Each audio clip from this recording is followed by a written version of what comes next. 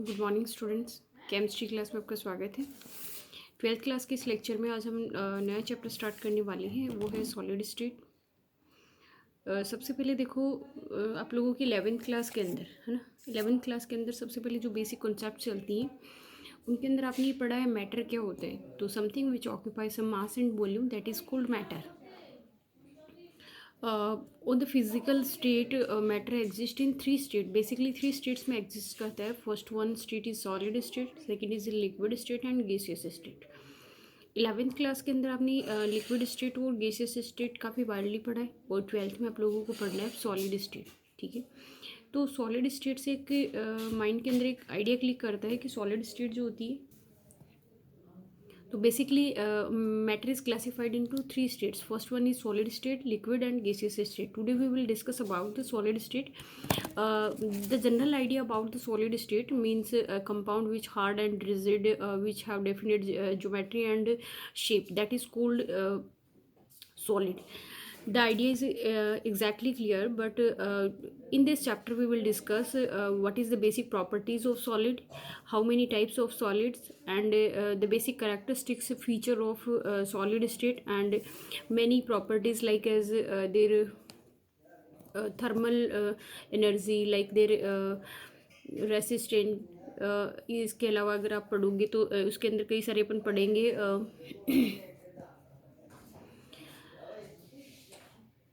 Basically आप ये देख लो कि सॉलिड स्टेट जो होता है, सॉलिड जो होते हैं बेसिकली 2 टाइप्स के होते हैं, क्रिस्टलाइन और एक क्रिस्टलाइन सॉलिड, जिसमें डिफेक्ट्स भी आप लोगों को कहेंगे स्टोइकियोमेट्री, नॉन स्टोइकियोमेट्री डिफेक्ट्स आती हैं। उसके बाद में आप लोगों को क्या आते हैं, कई टाइप के क्रिस्टल पैकिंग आती है। ये सारा का सारा हम पढ़ेंगे। आज का जो चैप्टर है उसके अंदर आप लोगों की फिजिकल जो है वो स्टार्ट हो चुकी है। डिफेक्ट्स के अंदर अपन ये पढ़ेंगे स्टोइकियोमेट्रिक और नॉन स्टोइकियोमेट्रिक डिफेक्ट। हाँ, मैं ये बोल रही थी आप लोगों को कि ऑर्गेनिक जो केमिस्ट्री है उसके ऑलमोस्ट चैप्टर्स आप लोगों के कंप्लीट हो चुके हैं। Today we have start the first chapter of physical chemistry. So notes जो है वो फेयरली प्रिपेयर करते जाएं और स्टेप बाय स्टेप टॉपिक को लेते जाएंगे। ठीक है, मैं चैप्टर स्टार्ट करती हूँ। Matter generally exist in solid state, कि मोस्ट ऑफ जो मैटर्स होते हैं जो सॉलिड स्टेट में एग्जिस्ट करते हैं। यहाँ पे अपने बेसिकली मीन आता है what is the mean of solid. Solid means एक ही आइडिया आएगा, something which is hard and rigid, which have definite geometry and shape and have the definite boiling point and melting point, that is called solid. ठीक है, second state हो सकती है liquid. Liquid state की बात करेंगे तो लिक्विड स्टेट के अंदर हम बोल सकते हैं some compounds which are soft than solid but harder than gaseous state, and they have definite volume but indefinite geometry. Indefinite geometry is occurs due to the larger bond length. They vibrate, so the shape of molecules will be indefinite. Next one is the gaseous state. There is no proper definite shape and geometry because there are no intermolecular forces are present between the particles of gaseous state. Okay, these are the general idea about the solid state, liquid state, gaseous state. Simple बोले तो solid वो होते हैं जिनकी shape and geometry, volume सब कुछ fix होता है। लिक्विड वो होते हैं जिसका एक शेप को छोड़ करके बाकी सारे क्या होते हैं, फिक्स होते हैं। सॉलिड जो होते हैं वो सबसे ज़्यादा हाईली डेंस होते हैं, उससे कम डेंस कौन होते हैं, लिक्विड। और सबसे कम डेंसिटी किसकी होती है, गैसियस की। रीज़न क्या देखा हमने इसका, कि इनके पार्टिकल्स के बीच के अंदर बहुत ही कम least intermolecular space, least intermolecular force present होता है और एक लार्जर स्पेस प्रेजेंट होता है, इसलिए इसकी शेप और ज्योमेट्री जो होती है वो फिक्स नहीं होती। The basic difference in the all 3 phases, कि तीनों फेजेस के अंदर जो बेसिकली डिफरेंस आता है that occurs due to the intermolecular distance. Particles के बीच में intermolecular distance, let in example, कि अगर मैंने ये बोला है कि एक पार्टिकल जिनके बीच में इतना अगर डिफरेंस होगा, ठीक है, एक 2 पार्टिकल्स हैं उनके बीच में अगर इतना डिफरेंस एग्जिस्ट करता है, देन मैं उसको बोल रही हूँ कि दैट कंपाउंड इज गैसियस। ठीक है, मैं इन पार्टिकल्स को अगर अंदर की तरफ कंप्रेस करूँ और ये पार्टिकल्स अगर यहाँ आ जाते हैं तो मैं उस स्टेट को क्या बोल रही हूँ, लिक्विड स्टेट।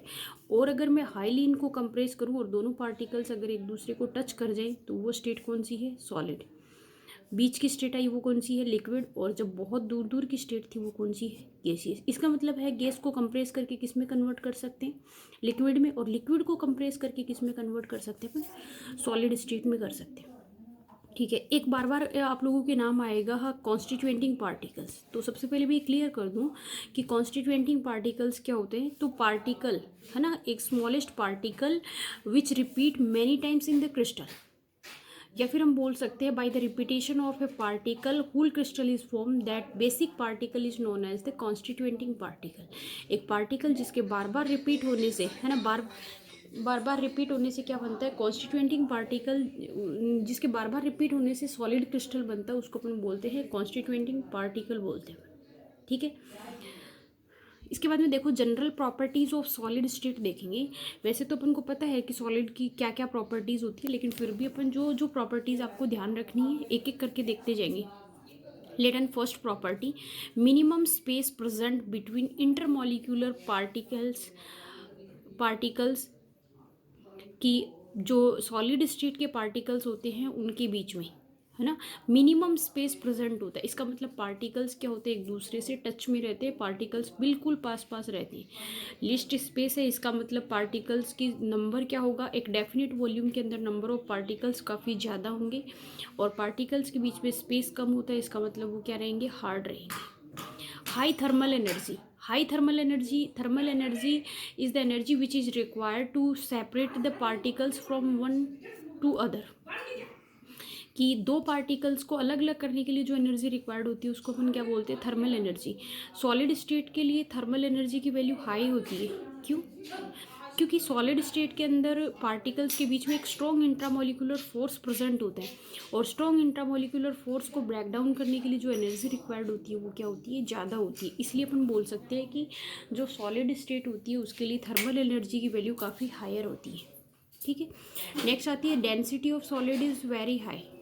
डेंसिटी क्या होती है, density is the number of particles present in the definite volume, कि एक डेफिनेट वॉल्यूम के अंदर जो नंबर ऑफ पार्टिकल्स प्रेजेंट होते हैं उसको हम क्या बोलते हैं, डेंसिटी बोलते हैं। If we discuss about the crystal of solid liquid and gas, then we found that the maximum number of particles are present in the solid state, so we can say that the density of solid is very high. ठीक है ना, इस वजह से solids जो होते हैं उनकी डेंसिटी सबसे ज़्यादा हायर होती है। ठीक है। Strong intermolecular forces are present between the particles. Solids hard होते हैं, क्यों? क्योंकि उनके बीच में क्या होता है, स्ट्रॉन्ग इंटरमॉलिक्यूलर फोर्सेस प्रेजेंट होते हैं। Due to presence of strong intermolecular forces solids are hard. Hard होने का रीज़न क्या होता है, फोर्स, उनके बीच में एक हार्ड बॉन्ड प्रेजेंट होता है, इस वजह से उनकी मिनिमम स्पेस प्रेजेंट होता है। इसका मतलब उनकी नंबर ऑफ पार्टिकल्स एक डेफिनेट वॉल्यूम के अंदर क्या होते हैं, ज़्यादा होते हैं। इसलिए आप ये बोल सकते हो कि उनकी डेंसिटी क्या होती है, उनकी डेंसिटी ज़्यादा होती है। ठीक है। नेक्स्ट होती है सॉलिड्स आर नॉन आप ये बोल सकते हैं they do not show diffusion property बेटा ये वाई।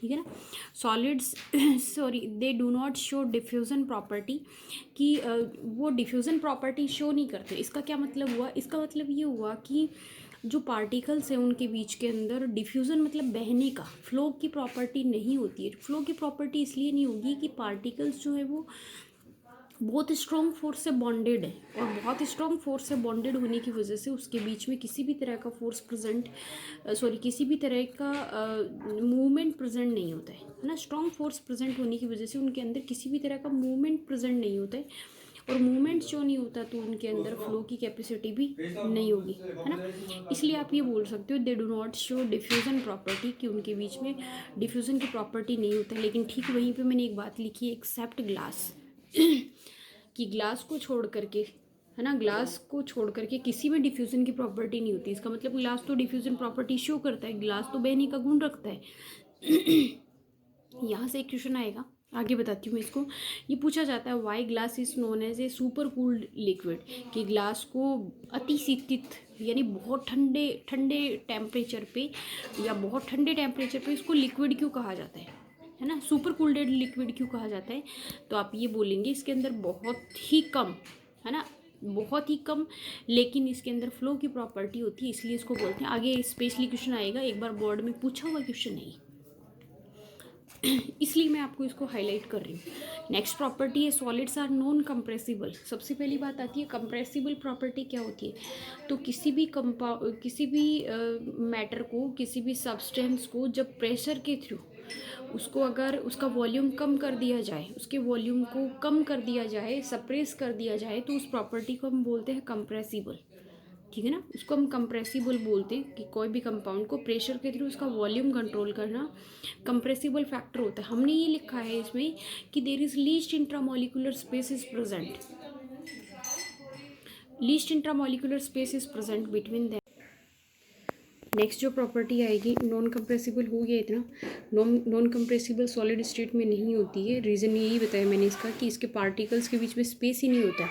तो जब एकदम पास में है तो उसको और ज़्यादा कंप्रेस करके पास नहीं ला सकते अपन। तो सॉलिड्स जो होते हैं वो नॉन कंप्रेसिबल हो सकते हैं, इतना बोल सकते हो आप। ठीक है, इसके बाद में आएंगे दे have definite volume and shape, क्योंकि उनके पार्टिकल्स के बीच में स्ट्रॉन्ग फोर्स प्रेजेंट है। लीस्ट इंट्रामोलिकुलर स्पेस प्रेजेंट है, पार्टिकल्स बिल्कुल पास होते हैं, इसलिए उनका जो वॉल्यूम होगा, जो उनकी शेप होती है वो फिक्स होती है।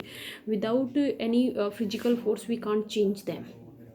ठीक है ना, चेंज करने के लिए अपन को किसी भी एक्स्ट्रा फोर्स को अप्लाई करना पड़ेगा, लाइक हीट करना पड़ेगा, इलेक्ट्रिक आर्क देना पड़ेगा, या फिर कोई प्रेशर वगैरह, टेम्परेचर, इनसे ब्रेक डाउन करना पड़ सकता है। ठीक है ना, सिंपल लैंग्वेज में अपन ये बोल सकते हैं। तो अपन ये सॉलिड स्टेट के लिए आपको क्या बताइए, मिनिमम स्पेस होता है उनके बीच में, स्ट्रॉन्ग इंट्रामोलिकुलर फोर्स प्रेजेंट होता है, थर्मल एनर्जी जो होती है ना, उसकी वैल्यू क्या होती है, हायर होती है। थर्मल एनर्जी हायर होती है, डेंसिटी ऑफ सॉलिड होती है ना, डेंसिटी ऑफ सॉलिड होती है वो बहुत ज़्यादा हाई होती है, वेरी हाई होती है। स्ट्रॉन्ग इंटरमोलिकुलर फोर्स प्रेजेंट होता है।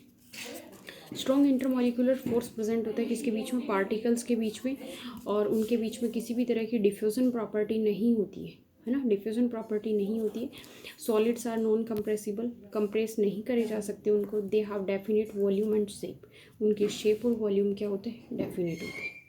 ठीक है ना, ये सारी की सारी प्रॉपर्टीज़ किसकी है, सॉलिड की है। हालांकि आप लोगों से ये प्रॉपर्टीज़ नई नहीं होंगी, ऑलमोस्ट वही प्रॉपर्टी है, लेकिन आपको एक एक चीज़ को एक्सप्लेन करते हुए समझना है, क्योंकि इसके अंदर आप लोगों की सारी चीज़ें काम में आएंगी।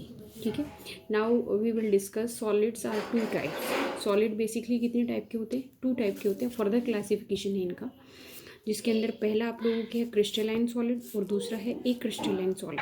ठीक है, 12th के अंदर आप लोगों को कम्प्लीटली क्रिस्टलाइन सॉलिड पढ़ना है, लेकिन हमको पता होना चाहिए कि एक क्रिस्टलाइन सॉलिड क्या होता है। यहाँ से एक बोर्ड का पैक्ट क्वेश्चन आता है, what is the basic difference between crystalline and A crystalline solid.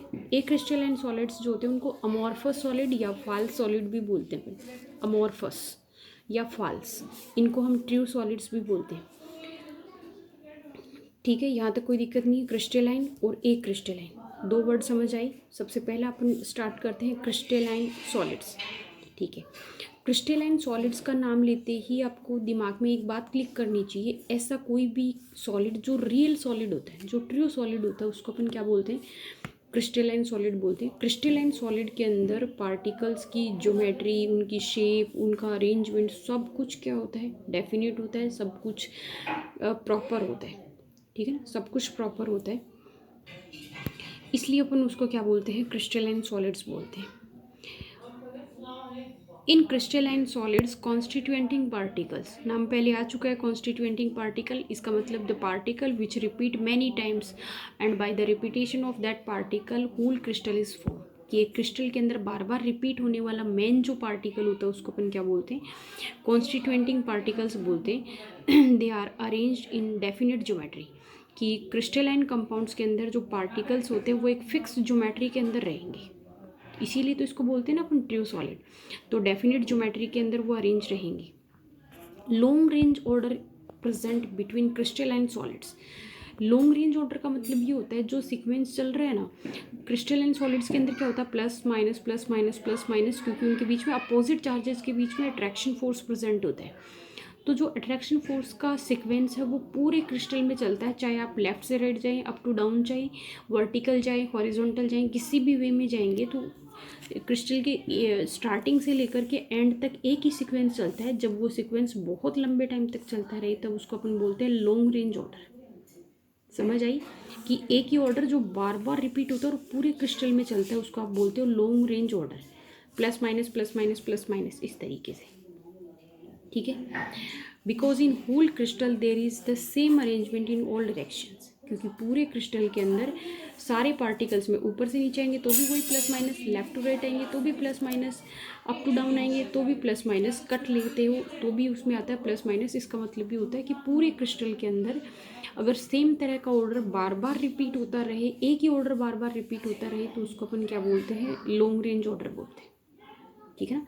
Long range order जो है वो सबसे बेसिक आइडेंटिफिकेशन है, सबसे अच्छी पहचान है किसकी, क्रिस्टलाइन सॉलिड की। तो आई बात समझ में, क्रिस्टलाइन सॉलिड जिसमें पार्टिकल्स, उनके बीच में डेफिनेट ज्योमेट्री प्रेजेंट होती है। लॉन्ग रेंज ऑर्डर इसलिए होते हैं क्योंकि वही ज्योमेट्री का जो अरेंजमेंट होता है पूरे क्रिस्टल के अंदर हर एक डायरेक्शन में सेम होता है। Like as NaCl, KCl, Fe, Cu, quartz एक ग्लास जो होता है ना, उसी का ही एक टाइप होता है। क्वार्ट्ज जो होता है वो क्रिस्टलाइन सॉलिड में आता है, जबकि ग्लास जो होता है वो किस में आता है, अमोर्फस सॉलिड के अंदर आता है। याद रखनी आपको यहाँ से एक इम्पॉर्टेंट बात, क्वार्ट्ज क्या है, क्रिस्टलाइन का एग्जाम्पल है, और ग्लास किसका एग्जाम्पल आएगा, ए क्रिस्टलाइन का एग्जाम्पल आएगा। समझ आई बात, क्रिस्टलाइन। तो क्रिस्टलाइन सॉलिड्स कितने टाइप के, दो टाइप के, पहला क्रिस्टलाइन सॉलिड, दूसरा ए क्रिस्टलाइन सॉलिड। क्रिस्टलाइन सॉलिड के लिए मैंने बोला है कि ट्रू सॉलिड्स बोलते हैं। ट्रू सॉलिड्स किस लिए बोलते हैं, क्योंकि इनके अंदर जो अरेंजमेंट होता है ना, वो एकदम आइडेंटिकल सॉलिड्स की तरह होता है, जिसके अंदर अपोजिट जो पार्टिकल्स होते हैं उनके बीच में फोर्स प्रेजेंट होता है, और अपोजिट पार्टिकल्स के बीच में फोर्स प्रेजेंट होने की वजह से हर एक डायरेक्शन में मूव करने पर, है ना, हर एक डायरेक्शन में मूव करने पर एक ही अरेंजमेंट हमको शो होता है, और सेम अरेंजमेंट बार बार रिपीट होने से उसको हम बोलते हैं लॉन्ग रेंज ऑर्डर प्रेजेंट होता है इसमें। एग्जाम्पल्स हमने देखे, जितने भी आयोनिक एग्जाम्पल हैं, आयोनिक कंपाउंड्स के एग्जाम्पल है वो, जितने भी मेटल्स हैं वो, स्पेशली आपको ध्यान रखना है क्वार्ट्ज। और इसके साथ में एक एग्जाम्पल मैं और बताती हूँ आपको, कोकोनट ऑयल। ध्यान रखना मेरी इस बात को आप, ठीक है ना। कोकोनट ऑयल, कोकोनट ऑयल क्या होता है, क्रिस्टलाइन सॉलिड होता है। एक बार पहले का पूछा हुआ है, ठीक है ना, एक बार पहले का पूछा हुआ है, तो आप इस चीज़ को ध्यान रखेंगे। स्पेशली याद क्या रखना है, कोकोनट ऑयल भी है और क्या है, क्वार्ट्ज है। ठीक है, नेक्स्ट देखो, दे have definite boiling point. Definite एक ही तरह का, सेम तरह का फोर्स प्रेजेंट है, इसलिए क्रिस्टल की प्रॉपर्टीज जो होती है ना वो डेफिनेट होती है, फिक्स होती है। इसलिए अपन बोल सकते हैं they have definite boiling point and their cooling curve is irregular. क्यों, इनके कूलिंग कर्व किस तरह से होते हैं, देखो इस तरीके से होते हैं इनके कूलिंग कर्व। ये तो है फिजिकल स्टेट, और ये है टेम्परेचर। ये तो यहाँ से यहाँ तक की एक स्टेट रहेगी, उसके बाद में दूसरी स्टेट रहेगी, उसके बाद में तीसरी स्टेट आएगी। सॉलिड है, फिर लिक्विड है, फिर गैस है, इस तरीके से। तो एक पर्टिकुलर टेम्परेचर पे ये मेल्ट होकर के लिक्विड में आते हैं, उस टेम्परेचर से मेल्ट होकर के ये किस में आते हैं, गैसियस में आते हैं, है ना। या फिर गैस को गर्म करते हो, है ना, उसके बाद में इसके बाद में सॉलिड को गर्म करते हो, लिक्विड में लिक्विड को गर्म करते हो, इस तरीके से। तो जो भी है एक टर्निंग पॉइंट आता है, यहाँ से सॉलिड सब्सटेंस लिक्विड में बदला, यहाँ पे लिक्विड सब्सटेंस गैस में बदला, तो इसलिए इनको बोलते हैं कूलिंग कर्व। डायरेक्टली नहीं है, कर्व की तरह नहीं है, पॉइंट आ रहा है उसके अंदर टर्निंग का, उसको अपन बोलते हैं इनके इरेगुलर होते हैं। इरेगुलर का रीजन है दे have definite boiling and temperature, या फिर आप बोल सकते हो at particular temperature they destroy their physical state. एक फिक्स टेम्परेचर पे ही उनकी फिजिकल स्टेट चेंज होती है, टेम्परेचर की रेंज के साथ चेंज नहीं होती है। Crystalline solids are true solids, काफ़ी बार आ गया। Crystalline solids are anisotropic in nature, बहुत इंपॉर्टेंट टर्म है एनाइसोट्रॉपिक। एनाइसोट्रॉपिक का मतलब ये होता है कि different properties are show when we cut the crystal in different views, कि जब हम क्रिस्टल को डिफरेंट व्यूज़ से कट करेंगे तो उसमें अलग अलग प्रॉपर्टीज आएंगी। कैसे, अगर एक कट हमने लिया है वर्टिकल और एक लिया है इस तरीके से ऑब्लिक लिया है ना, एक तिरछा लिया है, एक इस तरीके से लिया, इस कट को लेने पर इस लाइन के दोनों तरफ टच होने वाले निगेटिव, नीचे वाले सारे प्लस, नेगेटिव पॉजिटिव, इधर लिया तो प्लस माइनस, तो इधर वाले और इधर वाली प्रॉपर्टी सेम नहीं है। इस प्रॉपर्टी को अपन बोलते हैं एनाइसोट्रॉपिक। सब तरफ सेम आता तो आइसोट्रॉपिक बोल देते, और सब तरफ सेम नहीं आया, अलग अलग आया, इसलिए अपन इसको क्या बोलते हैं, एनाइसोट्रॉपिक। दो बात इंपॉर्टेंट आई है, एक लॉन्ग रेंज ऑर्डर आया है, दूसरा एनाइसोट्रॉपिक प्रॉपर्टी आई है। तीसरी आई है डेफिनेट बॉइलिंग पॉइंट है, बट इरेगुलर क्या है, इनके कूलिंग कर्व्स प्रेजेंट है ना, इरेगुलर कूलिंग कर्व है, डेफिनेट बॉइलिंग पॉइंट है, एनाइसोट्रॉपिक प्रॉपर्टी है, लॉन्ग रेंज ऑर्डर है, देखो प्लस माइनस, इधर से चल लो प्लस माइनस, इधर से चल लो, क्रिस्टल में किसी भी और चलो प्लस माइनस चल रहा है, ठीक है। इस चीज़ को अपन बोलते हैं लॉन्ग रेंज ऑर्डर। किसी भी तरफ से कट लिया है, डिफरेंट प्रॉपर्टी शो हुई, उसको अपन बोलते हैं एनाइसोट्रॉपिक, ठीक है। याद रखनी आपको ये सारी बातें। आज की क्लास में मैंने आपको सिर्फ क्रिस्टलाइन सॉलिड्स की प्रॉपर्टी बताई है, ठीक है।